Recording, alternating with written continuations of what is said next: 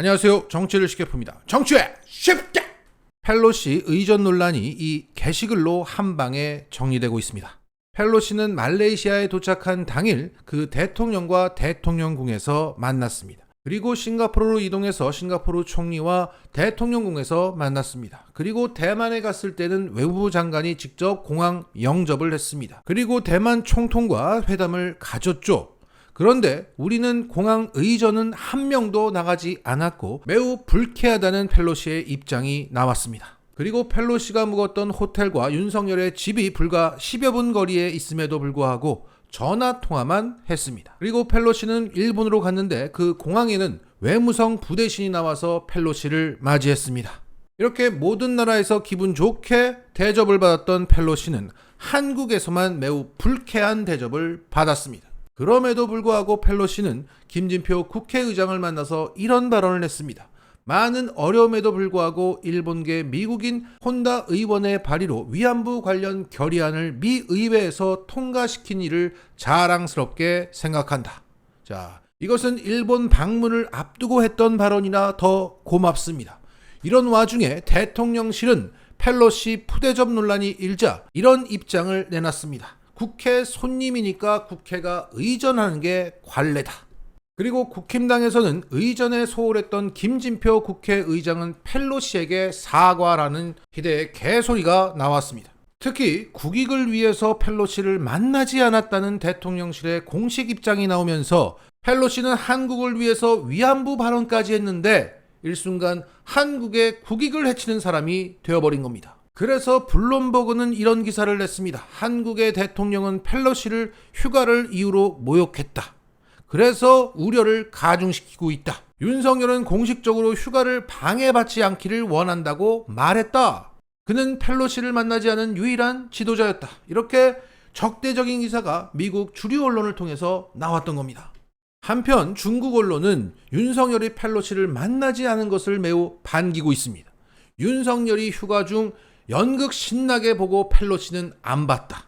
윤석열이 미국의 2인자를 만나지 않은 것에 대해서 중국 관영 매체들이 대대적으로 보도하며 큰 화제가 되고 있다고 합니다.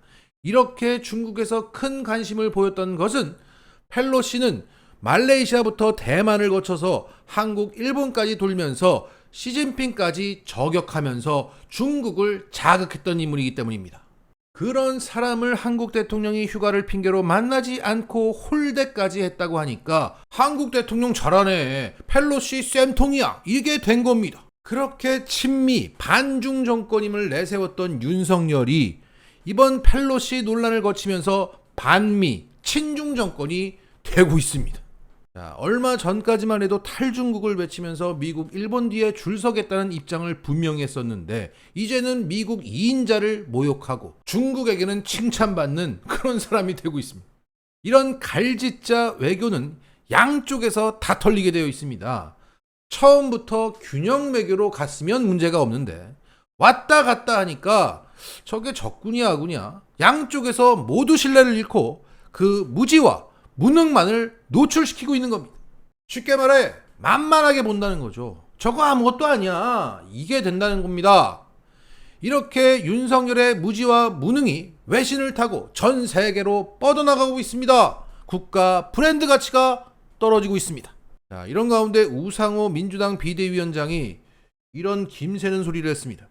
펠로시가 중국과 상당한 마찰을 빚고 한국을 방문하는 것이라서 윤 대통령이 꼭 만나지 않아도 크게 문제는 없다고 생각한다. 자, 블룸버그 기사 안 봤습니까?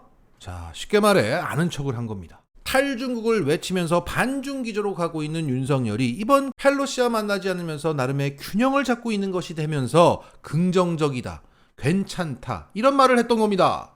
자, 문제는 이 발언을 두고 언론들이 민주당 대표도 저렇게 평가를 하는데 왜 윤석열 정부를 공격하냐며 그 반격의 소재를 삼다는 거죠. 자기가 아직도 여당인 줄 압니다. 가만히나 있지 꼭 잘난 척을 해요. 자, 저는 이런 김 빠지는 발언이 나올 때마다 진짜 우상호와 같은 민주당 선비그룹이 수박과 윤석열과 손잡고 내각제로 가는 거 아닌가? 이런 생각이 자꾸 들어요. 자, 최근에 이재명 의원은 이런 발언을 했죠. 여의도 마음, 그 여심은 지금의 당심, 민심과 극단적으로 다르다. 이 점은 극복해야 할 과제다. 자, 우상호와 같은 여심에 쪄들어 있는 민주당 의원들은 우리가 극복해야 할 과제인 것입니다. 현재 하루 확진자가 무려 12만 명에 육박하고 있는 가운데 중앙일보에서 이런 사진 기사가 나왔습니다. 윤석열 정부 최다 신규 확진 찍은 날 밝은 표정으로 국회에 나온 질병청장 백경란. 자, 이 사람이 백경란 씨입니다. 표정이 아주 밝네요. 네, 국회에 와서 기분이 좋나? 표정이 너무 밝아요. 뭐 이렇게 주목을 받으니까 막 기분이 좋은 건가? 국회에 들어오고 싶나? 아니, 표정이 너무 밝잖아요. 자, 이렇게 어처구니 없게 밝은 표정을 짓고 있는 이 백경란 씨가 바로 과학방역을 하겠다면서 안철수가 추천해서 윤석열이 앉힌 안철수 부인 김미경 씨의 친구 백경란 씨입니다. 이 백경란 질병관리청장은 안철수의 1년 후배이자 안철수의 부인 김미경 씨의 서울의대 동기이기도 합니다. 안철수가 인수위원장직을 할 때 인수위에 들어갔다가 질병관리청장에 임명이 된 겁니다. 안철수 인사가 윤석열 정부 요직에 기용된 첫 사례라고 해요. 결국 지금 방역 관련해서 백경란이 문제를 일으켰다면 그 직접적인 책임을 져야 하는 인물은 바로 안철수인 겁니다. 더군다나 안철수는 최근 이런 발언을 했습니다. 대통령이 특정 전문가에게 사령관 역할을 맡겨야 한다. 그러니까 지금 과학방역이 제대로 돌아가지 않는 이유는 윤석열이 자꾸 여기에 관여하기 때문이야.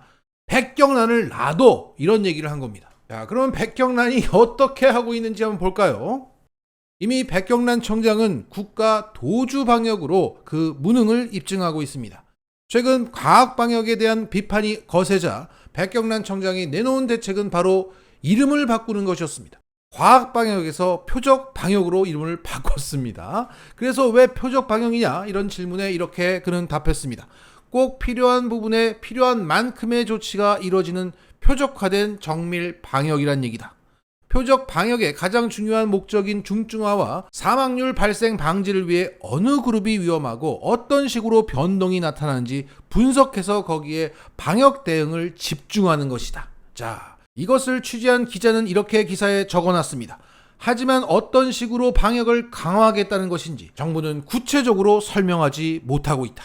자, 지금 코로나 확진된 초등학생이 잇따라 사망하고 있습니다. 이 정부 들어서만 4명째 초등학생이 코로나 확진 직후 사망했습니다. 백경란 청장의 이 표적 방역에 따르면 이 초등학생 그룹이 위험하고 어떤 식으로 변동돼서 나타나는지 분석해서 거기에 방역 대응을 집중해야 되는데 아직도 그 원인 분석과 대책이 나오지 않고 있습니다. 그러면서 무슨 표적 방역입니까? 사람을 살리라고 일 좀 하라고 했더니 계속 옷만 갈아입고 있는 겁니다. 이 유니폼을 입어야지 내가 일을 잘할 것 같아. 이러고 있는 거예요. 이런 어처구니 없는 일들이 문재인 정부에서 일어났다면 엄청나게 시끄러웠을 텐데 지금 너무나 조용합니다.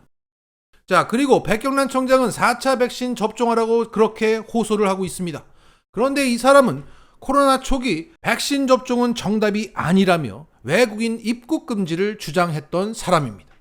지금 정답이 아닌 것을 권장하고 있는 겁니까? 게다가 지금 윤석열 정부는 외국인 근로자를 대거 입국시켜서 인력 수급 문제를 해소하겠다고 했습니다. 그러면 질병관리청장답게 방역의 관점에서 여기에 반대해야지 맞지 않습니까? 이렇게 정치적인 상황에 따라서 말이 바뀌고 입장이 바뀌고 그럴듯한 슬로건이나 바꾸고 앉아있고 책임을 느끼지 못하는지 국회에 나가서 실실 웃고 있는 이 질병관리청장을 누가 신뢰해서 그의 말을 따르겠습니까? 역시 유유상종입니다. 간제비의 후배도 간제비였다. 마치겠습니다.